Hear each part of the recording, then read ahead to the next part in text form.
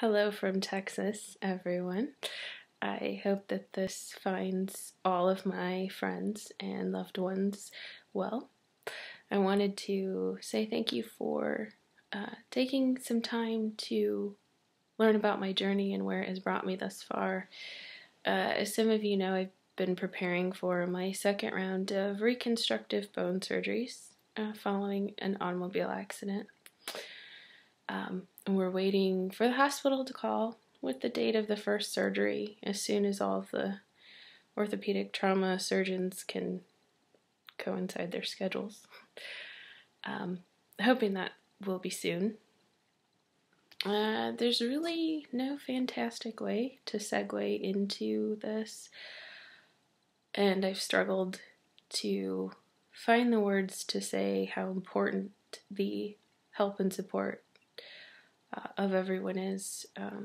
So I'm going to use someone else's words. Amanda Palmer's words from her book, The Art of Asking. It's a wonderful book, even if you don't like her music.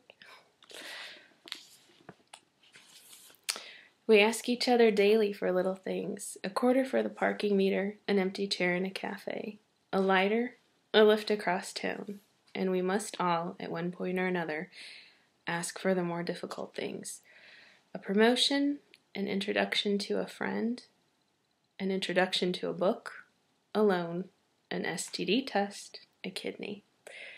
If I've learned anything from the surprising resonance of my TED Talk, it was this: everybody struggles with asking.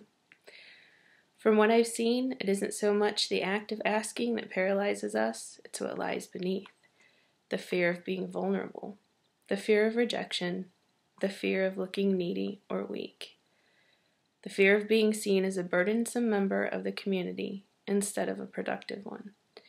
It points fundamentally to our separation from one another.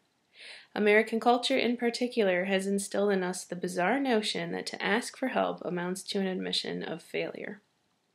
But some of the most powerful, successful, admired people in the world seem to me to have something in common. They ask constantly, creatively, compassionately, and gracefully.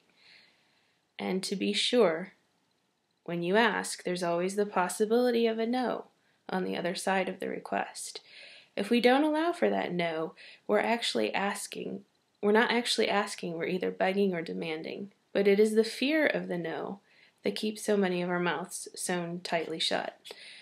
Often it is our own sense that we are undeserving of help that has immobilized us, whether it's in the arts, at work, or in our relationships. We often resist asking, not only because we're afraid of rejection, but also because we don't think we deserve what we're asking for. We have to truly believe in the validity of what we're asking for, which can be incredibly hard work and requires a tightrope walk above the doom valley of arrogance and entitlement.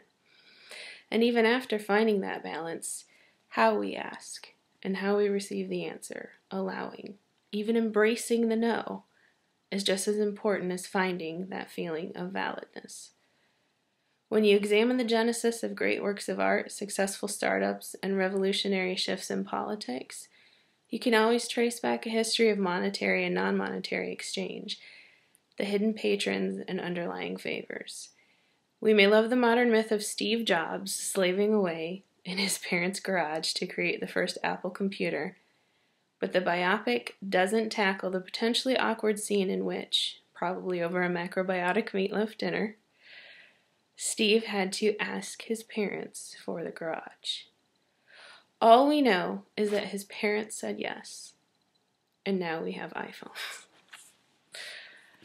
So this is where I'm at with friends who are saving my ass.